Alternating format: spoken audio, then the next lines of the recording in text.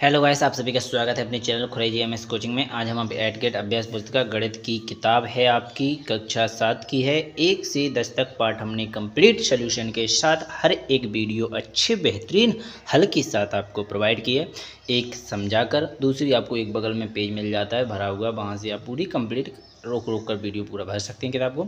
चलिए बिना टाइम खराब किए अध्याय 11 को लेकर आते हैं, घातांक एवं घात। तो चलिए बिना टाइम खराब किए पेज नंबर 61 पर चलते हैं। राइट, तो ये रहा आपका पेज नंबर 61।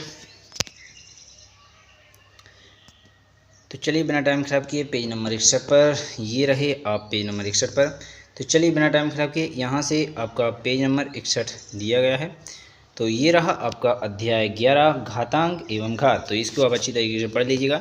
यहाँ से आपके प्रारंभ होते हैं क्वेश्चन आंसर। चलिए एक एक करके सभी को देख लेते हैं। तो सबसे पहला क्वेश्चन आपसे पूछा गया है, 5 की घात 7। 5 की घात 7 में घातांक है। तो यहाँ पर 5 की घात घातांक क्या है, 5 की घात 7 में। तो यहाँ पर घातांक पूछा गया है तो 7 ही तो घात होगा। 5 जब 7 घात चढ़ी है तो इसका राइट आंसर आपका सी हो जाएगा। क्वेश्चन नंबर दूसरा देखेंगे आप, -1 में 32 घात का मान कितना होगा। तो एक के कोई भी संख्या पर समघात चढ़ी हो, अगर माइनस की संख्या एक पर कितनी भी घात चढ़ी हो तो एक ही आता है आंसर। ये तो राइट है।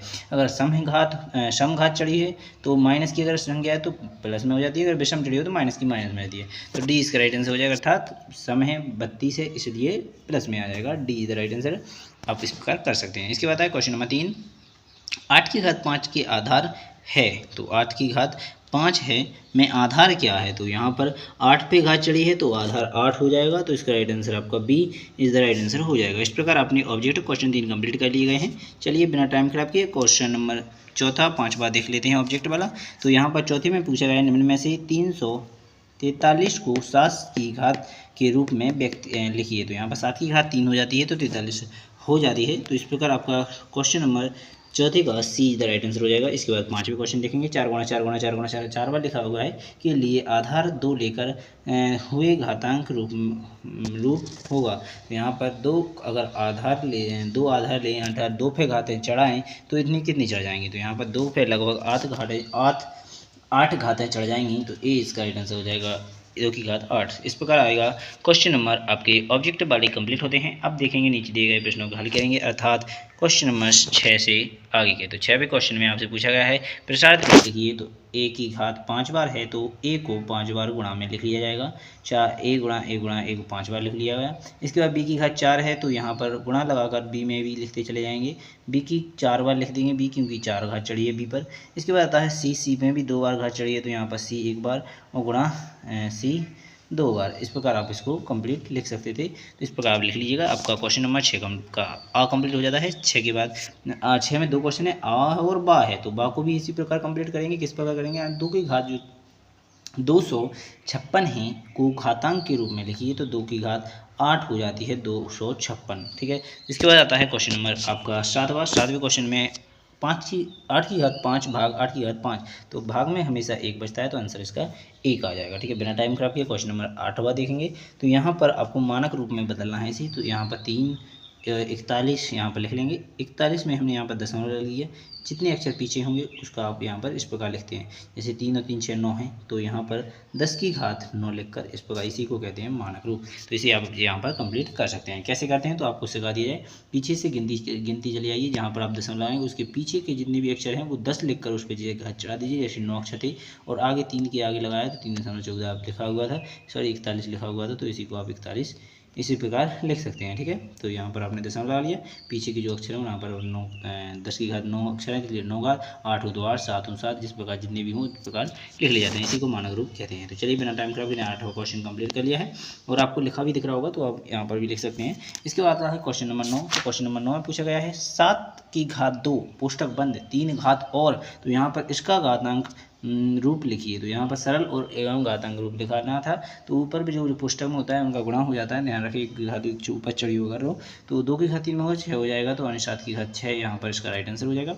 इसके बाद आता है 2 के बाद 10वां क्वेश्चन का आंसर, सरल कीजिए और उत्तर को घातांक रूप में लिखिए। तो यहाँ पर सरल कीजिए और उत्तर को घातांक रूप में लिखिए। तो यहाँ पर 3 की घात हो जाएगी तो 2 की घात 9 इसका राइट आंसर हो जाएगा। 3 की घात 9 इसका राइट आंसर। इसके बाद 5 की घात 9। तो यहाँ पर सभी को आधार को गुणा हो जाता है अगर समान घातें हों।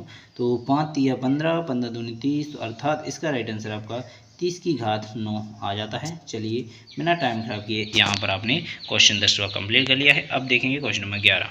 तो यहाँ पर क्वेश्चन नंबर 11 आप यहाँ पर देखेंगे 128 गुणा 81 को केवल अभाज्य गुणनखंड की घातों के गुणनफल के रूप में लिखिए। तो यहाँ पर 2 की घात 7 गुणा 3 की घात 4।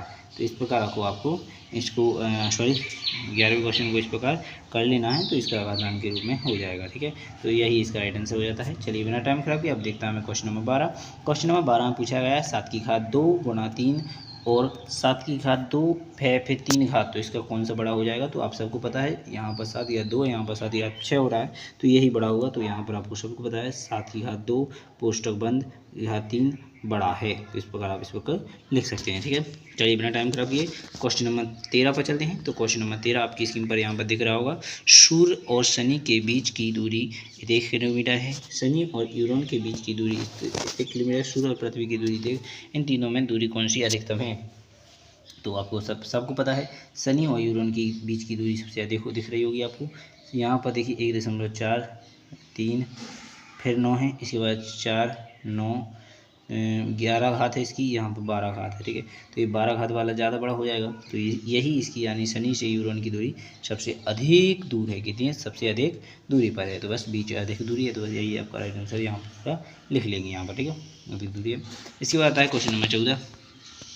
क्वेश्चन नंबर 14 में यहाँ पर आपको 3 की घात 7 बटे 2 3 की घात 2 गुणा 5 3 की घात 5 और 6 की घात 2 गुणा 7 6 की घात 4 भाग देना है 3 का। इस प्रकार आपको जो सवाल दिया गया है इसका आपको अंतर ज्ञात करना है दोनों का। तो यहाँ पर अंतर ज्ञात करेंगे तो आपका 58 और 58,833 इसका राइट आंसर हो जाएगा। तो इस प्रकार आपका क्वेश्चन आंसर आपका 14 कंप्लीट हो जाता है। चलिए बिना टाइम खराब किए 15वां क्वेश्चन देखेंगे।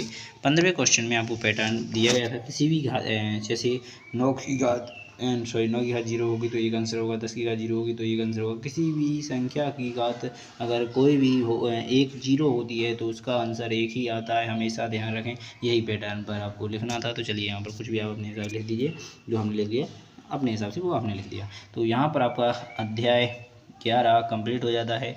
अध्याय 12 आपको नेक्स्ट वीडियो में कंप्लीट कराया जाएगा, जिस पार्ट का नाम है सहमति। तो चलिए बिना टाइम खराब किए आपने यहाँ पर कक्षा 7 के पार्ट यानी अध्याय 11 कंप्लीट कर लिया है, कक्षा 7 का गणित का। ठीक है, चलिए।